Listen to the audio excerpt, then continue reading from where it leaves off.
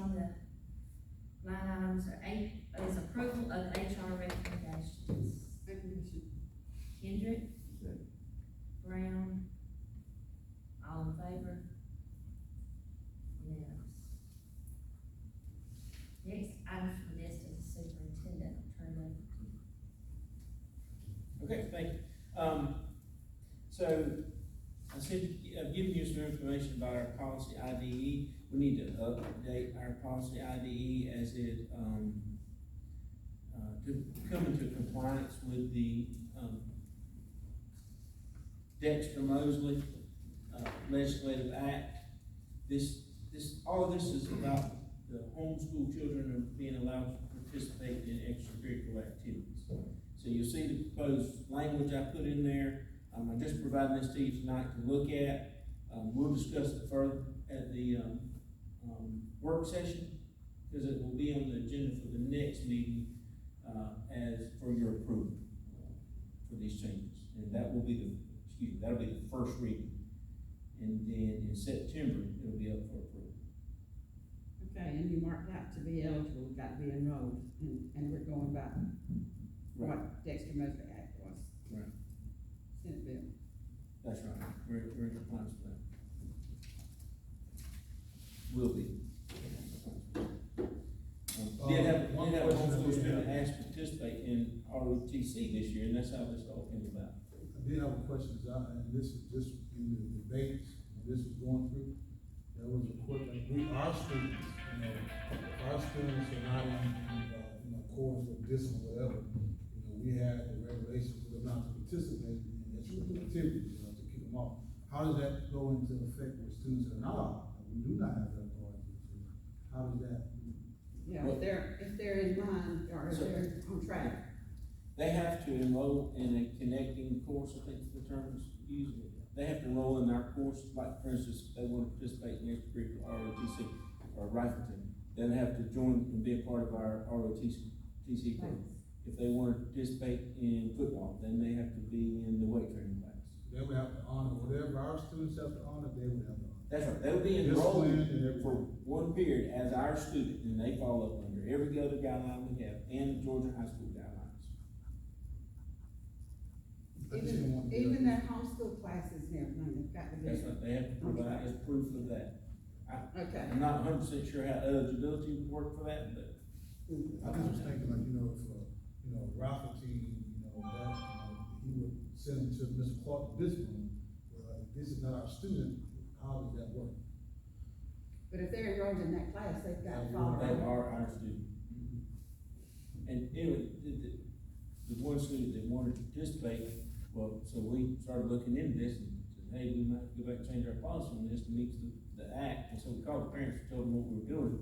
And then the parents said, well, there's some other obligations every Tuesday because of the homeschool program, the student couldn't come to school every Tuesday. We said, no, that's not going to work. And so they're trying to figure out what they could possibly do to get the kid freed up from that to be able to participate. But this could get into a lot more other programs and extracurricular activities and courses. But that's the law, and that's what we're trying to get in compliance with. Does the law limit, like the county, that student has to be in this county, or does it not specify on that? Just live in our county? Yeah, I'm asking, does it specify or does it not specify? Like, I don't remember reading anything about that. I think that would fall back to our out-of-county policy. There may be something in the Georgia high school guidelines that limit that too. GSSA might. Yeah. I'd have to look into that. All right, one thing we're considering trying is pet therapy. You may see something about that coming out. So pet therapy is something that a middle school counselor wants to use. I've asked her for all the guidelines for pet therapy. She's adopted a dog and would like to use this pet for pet therapy. Who's wanting to use it? Miss Kelly, Brandy Kelly. Oh, okay, Middle school. okay, yeah. She's pretty passionate about it, and I said, as long as we can do it within some guidelines and we can make sure we're following those guidelines, I'd be interested in it, so. She got a new dog, I know, Yeah, cause her dog got killed. that's right, so. There's been some other places that have used it and used it successfully, so we're gonna make sure we got guidelines and ease into it and use it and make sure we got, If the dog, if it's the Make best sure it goes well. trained. that's right. Convocation is in the morning, invite you to attend here at 10, we'd love for you to be here and join us for convocation. I've given you a copy of the latest, bond estimate that came in today, the timeline on it matches up with our JCI construction timeline. We'll be looking at a call meeting on the 21st, for the purpose of, approving bond sales. Right after our regular meeting, September, right after our regular meeting in September, to approve the GMP. The Civic Center roof repairs have been completed. I'm meeting the owner on Wednesday. We're gonna go up on the roof and look at the work and inspect the work before we make final payment.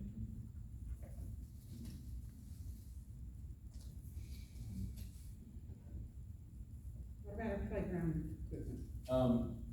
They're supposed to be here in the morning with a team of 2 or 4. They've had, some of their workers to leave. They had basically four installers. 2 of them left and went back to work for another playground company, and 2 of them took vacation and went out of the country. So they kind of put them in a bind, and, I finally spoke to the person there. I think they were avoiding my calls for a little bit. Finally spoke to them last week. They were very apologetic. They understood clearly what our expectations are for getting that playground installed. Do we have a date, finish date in the contract? Reaching our. I have to look back and see. I don't think we do, but I have to look back I and know see. sometimes we put in there, like, if it's not done by this date, you know, they pay you back. And Right. I don't know if we. If we do, it's probably free by now, because they Yeah. were originally supposed to install it back in November. So I would say no, we probably don't. I'll go back. They would know that, they would know that, and they always got it done. We might need to start putting those in there. Yeah, that's right. And, just for you to be thinking about, one of the things that we've been working on, and, I'm gonna bring it to your attention with some information at the work session next month, but I just wanna give you a heads up on it. Looking at, making some improvements in what we do in our school police plan. We want to, make some additional purchases to bring us up to speed, and get us, make sure we're prepared for every situation, including the worst situations. But, we want to, purchase some Class A uniforms for our SRO, our school police. I gotta put on SROs, and I'm technically SROs or school police. For our- SPs, our SPs. That's right. For special events. But there's other additional equipment purchases I'd like to discuss with you, so I'm just gonna go down the list right quick. Metal detectors, we have purchased metal detectors and plan to, start using them. But some other things that we want to purchase to make sure that our officers can and respond appropriately is saw vest, armored plate vest, rifles, weapons and ammunition storage in schools, tasers, a third vehicle, possibility of body cameras, and then, we have got our radio purchase in, the radios have been installed in the buses, the radios have been, handheld radios are available for us to issue out to schools, we just haven't done it yet. They came in Friday of last week. But, did go to the city of Akron Rifle Range with our SROs and with a trainer and with the,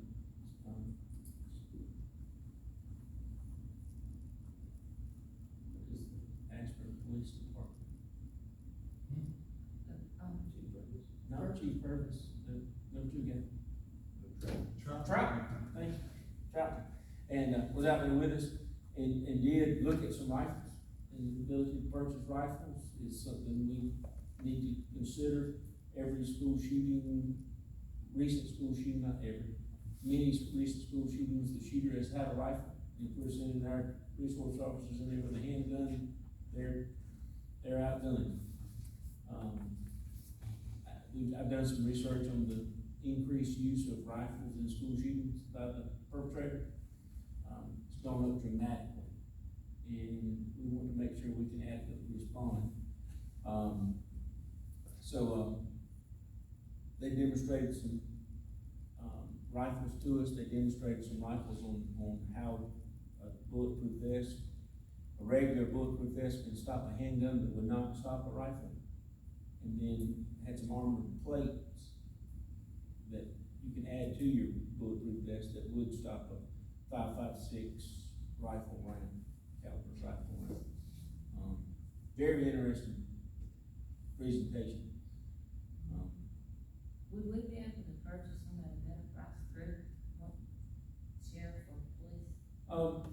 They all buy from vendors and people that do sales and training. And the person that was leading this one was actually one that the city of Ashburn actually bought some of them. But we would put it out there as a request for proposal and see who came back and gave us a price for, anything that we put out there, not just rifles, but vests and storage. If we talk about storage, we wanna make sure we're strategic about where we store a rifle, where it can be accessible, if we need, where we need it to be, whether it's a vehicle, down the hall, multiple locations in the same building, that type of thing. So we're working on that plan and Have, all three of our, this question came up, we had our last conference, I met with, Ms. Road, whatever, and she's in charge of all the training for school resource officers. Have all three of our officers actually been through the 40 hours of school resource officer training? I have to go back and look at that, I'm not sure. They go to the conference every year and they get their hours She there. was saying that it was a totally different 40 hours of training just for school resource officers. And how, basically distinguishing what your role really is, opposed to some administrators have been using them as to do discipline things that not really their responsibility. This is 40 hours of training. She asked, I didn't know whether our officers We may have done that when we started our own police force way back then, but I know that we've done 40 hours of training. They've done like continuing training at the conferences, but, And he doesn't have a car yet, does he? Yeah. I know. we're using the old one still it's on its last leg. That was Officer Thomas's, Cranby. I thought we ordered one or something and we didn't have one. We discussed it, but we hadn't yet. There was not any available at the time, now the availability's back up. But I would like for us to consider purchasing a pickup truck instead of another SUV. To have on our school police force. It may be a better price. Well, I know a lot of, law enforcement has pickups in them. Yeah, back when we were looking at this a few months ago, I called up to Brandon Ford up on the interstate, and I came through there for something, there were just cars lined up out there, and I said, do you now have any cars available? He said, believe it or not, every car you see on our lot is spoken for. Because of the backlog that was during COVID and without the chips that they needed, and now all those cars are just waiting for them to outfit them, and so I need to call back, it's been a little while since I called. I hadn't noticed lately, but Fitzgerald, at one time, they had a slew of them sitting there, but I hadn't noticed lately. What do we need? We don't change people on the same time.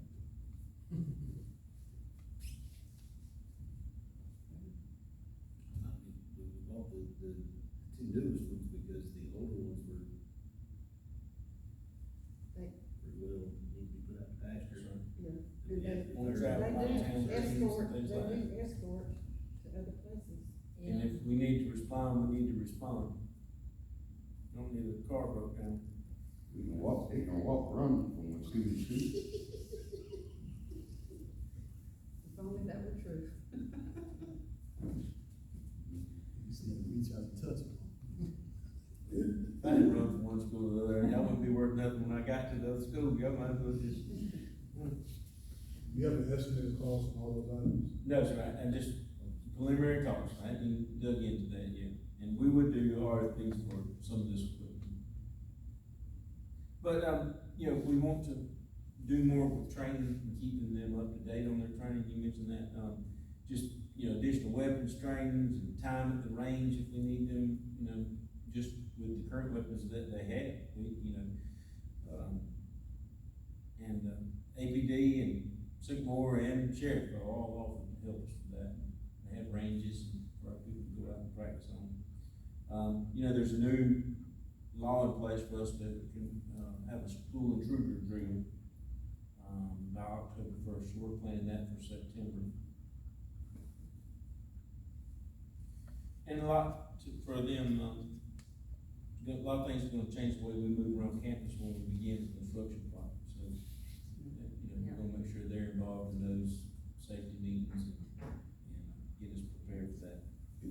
But we will be doing our regular fire drills, evacuation drills, an event evacuation drill, like a football game or basketball game, something like that, especially during construction. We'll be working on those, as well as the required shooting drill.